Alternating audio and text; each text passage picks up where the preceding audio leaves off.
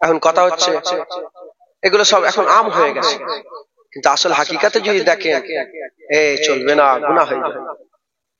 একদল বলেছে যে এখন জরুরাতান চলবে হেন তেন, কিন্তু আমার অনেক বেশিরভাগ উলামা হাজরা বলে না, কেন যেটা শরীয়তে আল্লাহ হারাম করে দিয়েছে। মদ কি হারাম, হারাম হারাম।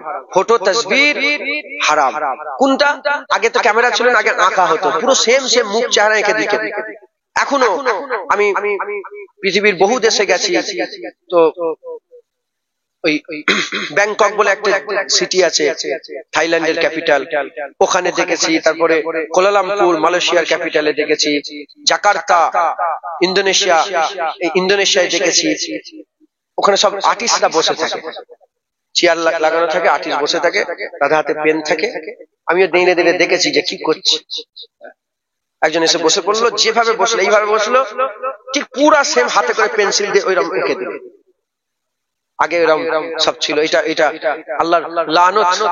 যারা তাসবিহ, যারা আঁকে তাসবিহ করে, ছবি প্রস্তুত যারা করে, ছবি প্রস্তুত যারা, তাদের উপরে তাদের লানাতুল্লাহ আলাইকুম, তাদের উপর আল্লাহর লানত। হুজুর পাক সাল্লাল্লাহু আলাইহি ওয়াসাল্লাম নিষেধ করে দিয়েছেন। তো যাই হোক, আল্লাহ আমাদের সকলকে বেঁচে চলার তৌফিক ইনায়াত করেন, আল্লাহ আমাদের সকল কবুল করেন।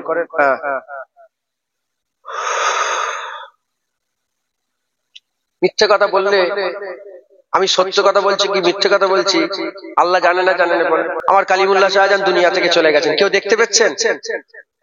একটা ছবি আছে, দেখতে পান কেউ?